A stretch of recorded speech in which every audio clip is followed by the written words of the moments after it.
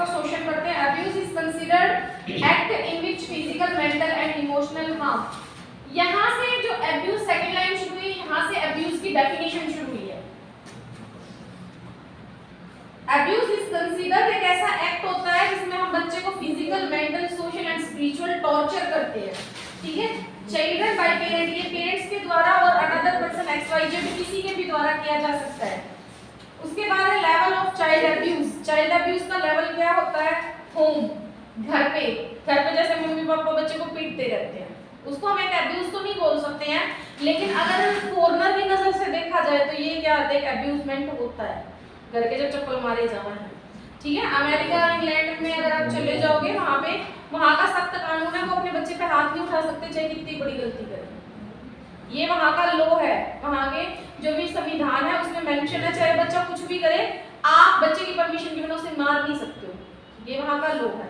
Indians भी अगर यहाँ से जाके उन कंट्रीज में हैं तो वो भी अपने बच्चों को वहाँ पे मार नहीं सकते, मतलब वहाँ जाके कुछ भी कर अमेरिका, इंग्लैंड, इसीलिए उसको पाश्चात्य सभ्यता बोला जाता है, इसीलिए वो उनका हर एक फील्ड इतना ओपन होता है। जैसे अपने यहाँ पे अपने मुसलमानों में होता है ना कि 15 साल के बाद किसी पे ज्यादा ध्यान नहीं देते औलाद पे, फॉरेनर्स भी नहीं देते, क्योंकि उन्हें वहाँ के संविधान में पूरी आजादी दे रखी है। अगर तुम अपने बच्चे को वहाँ पे पीटते हो तो वहाँ से पीटने के लिए स्पेशल यहाँ लेके आना पड़ेगा उसको, वहाँ पे नहीं मार सकते हो। अगर आपने मार दिया तो एज ए क्राइम आपको जेल हो सकती है। अगर बच्चे ने FIR करवा दिया, जाके ये भी बोल दिया मेरे मम्मी पापा ने मेरे को मारा, तो क्या हो जाएगा? क्रिमिनल एक्ट के अकॉर्डिंग आपने क्राइम किया है, ठीक है। तो ये इसीलिए इसका नाम अब्यूज में आया हुआ है। Institution, school, day care centre, कोई जॉब हो वहाँ पे, सोसाइटी, हमारी सोसाइटी में अड़ोसी पड़ोसी। उसके बाद डिसिप्लिन एंड निग्लेक्ट, जब हम बच्चे को बहुत ज्यादा डिसिप्लिन में रखते हैं कि नहीं ऐसे होगा, और निग्लेक्ट का मतलब होता है जब हम बच्चे को निग्लेक्ट कर देते हैं। निग्लेक्ट कर दिया मतलब कि भाई उसकी कोई वैल्यू है ही नहीं घर में। कॉज ऑफ अब्यूज, अब अब्यूजमेंट के कॉज क्या होते हैं? मैरिटल प्रॉब्लम, जब आपकी शादीशुदा लाइफ अच्छी ना हो, फाइनेंशियल डिफिकल्टी, पैसे से लेकर क्राइसिस हो, बच्चा है फ्रस्ट्रेटेड हो, स्ट्रेस ड्यू टू इलनेस, बीमारी की वजह से स्ट्रेस हो, पेरेंट्स चाइल्ड कॉन्फ्लिक्ट, मदर और फादर के पेरेंट्स के बच्चों के साथ विचार ना मिले, कॉन्फ्लिक्ट रहे, लूजिंग कंट्रोल और एंगर, गुस्से के कारण जब हम क्या करते हैं अपनी रिलेशनशिप पे ध्यान नहीं देते हैं, गुस्से के कारण हम उसे खराब कर देते हैं, तो ये कॉज होते हैं अब्यूजमेंट के या निग्लेक्ट होने के। टाइप, फिजिकल में होता है जैसे रस्सी से बांध देना, रेप वगैरह या प्रोस्टिट्यूशन, ये होते हैं फिजिकल। उसके बाद है निग्लेक्ट हम कैसे करते हैं? जब बच्चा कोई गलती कर दे तो कह जा मैं ना बोलूं, मैं तेरी मम्मी होगी, तो शाम तक बेचारा अपनी मम्मी के पीछे घूमने जाएगा, हम उसको पे ध्यान ही नहीं देते हैं, ठीक है, उसको अवॉइड करना शुरू कर देते हैं, ये होता है निग्लेक्ट, ठीक है। बच्चा चाहे कुछ भी करे, अच्छा काम करे, चाहे आगे से बोले मम्मा मैंने ये कर दिया, आप बोलो फिर क्या करा, तो ये क्या होता है? एक तरह का निग्लेक्शन होता है। इमोशनल माल ट्रीटमेंट का मतलब क्या होता है? बच्चे के डर का फायदा उठाना कि हाँ भी वो इस चीज से डरता है तो हम उससे वही काम करवाते हैं, फिर वो क्या बोलेगा मैं ये नहीं करूंगा और इसके अलावा आप कुछ भी करवा दो, ठीक है।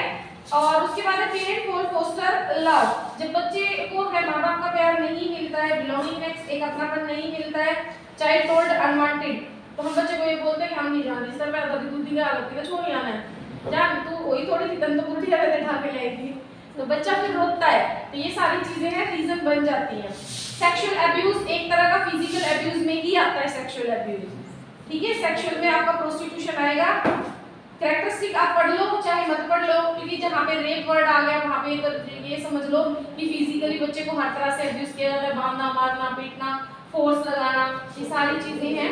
प्रेग्नेंट होने तक का फोर्स लगाया जाता है, ठीक है। मैनेजमेंट, आप बेसिक से इसमें कोई दवाई गोली देने की तो जरूरत है नहीं, अपने बच्चों को केयरिंग बिहेवियर दो, अपने बच्चों के हैबिट्स पे कंट्रोल रखो, अपने बच्चों के साथ आई कांटेक्ट बनाओ, उनमें सेल्फ कॉन्फिडेंस भरो, ठीक है। उसके बाद है अगर बच्चे के साथ कुछ हो भी जाता है बाई चांस, अपने बच्चे की काउंसलिंग कराओ, ठीक है। काउंसलिंग कराने से क्या होता है? बच्चे के अंदर का जो डर होता है वो निकल जाता है, अदरवाइज है कई बार बच्चे इन केसेस में डिप्रेशन में चले जाते हैं जो लाइफ टाइम ठीक नहीं हो पाता है, खासकर लवर फेलियर और रेप केस वाले। उसके बाद है फोस्टर होम केयर का मतलब ये जो हम क्या बोलते थे कोरोना में क्वारंटाइन कर देते थे ना, ऐसे ही कुछ टाइम के लिए बच्चे को जैसे कि फोस्टर होम्स होते हैं, अपने पेरेंट्स से थोड़ा दूर उनको भेज दिया जाता है, क्यों? क्योंकि पेरेंट्स हमेशा बच्चों पे, हमारी लोकल सोसाइटी क्या होती है जहाँ पे बच्चों पे हम लंबे टाइम तक फोर्स लगाते हैं, ठीक है।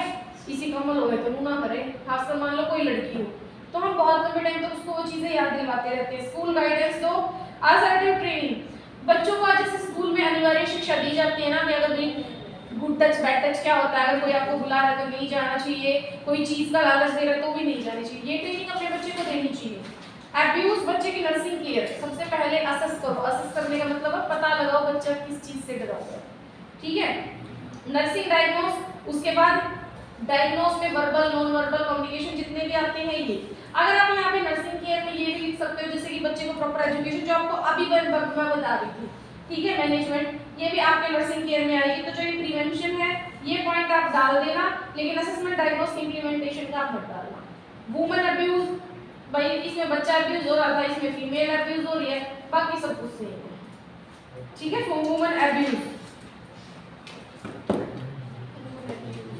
ह्यूमन अब्यूज मोस्टली कब होता है, जिस घर में औरत को आदमी से कम खर्चा लिया जाता है कि भाई हाँ हम तेरे ब्याह कर लिया ना तेरा खर्चा उठा, ठीक है। तो अब्यूज का मतलब मारना पीटना, घर का ज्यादा काम करवाना, भी खाने पीने के लिए ना देना।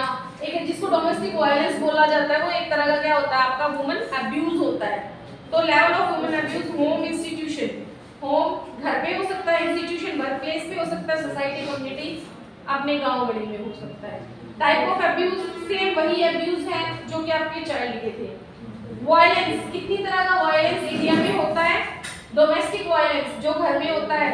फेटिसाइड, फेटिसाइड क्या होता है, जब औरत के गर्भ में लड़की को मार दिया जाए, ठीक है। फीमेल फेटिसाइड इसको बोला जाता है। वर्किंग गर्ल्स, काम करने वाली लड़कियों के against violence.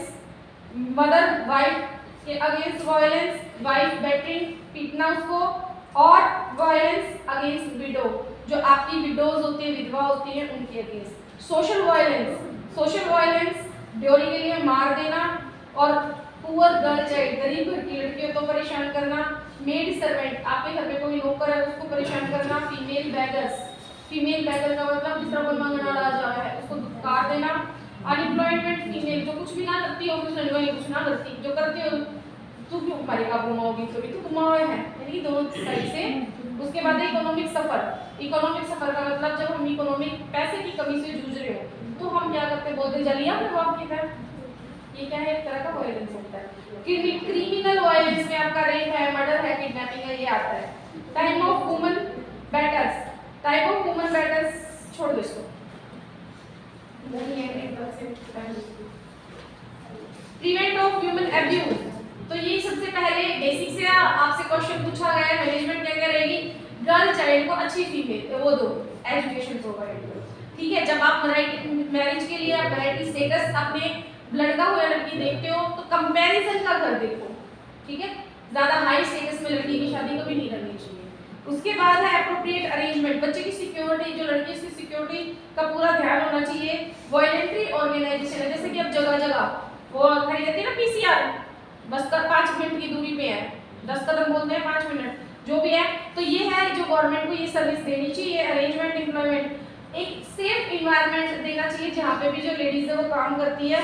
Low cost and court for faster relief, faster relief का मतलब है जल्दी से जल्दी ऐसे केसेस का निपटारा हो, कम पैसे लगे और बहुत जल्दी केसेस शॉर्ट आउट किया जाए। Free education, family life education, पूरा परिवार की क्या है एजुकेटेड होना चाहिए। स्लम्स को कल पढ़ेंगे, ठीक है। अभी तुम पढ़ो, जिसको जो प्रॉब्लम है वो मेरे से पूछो।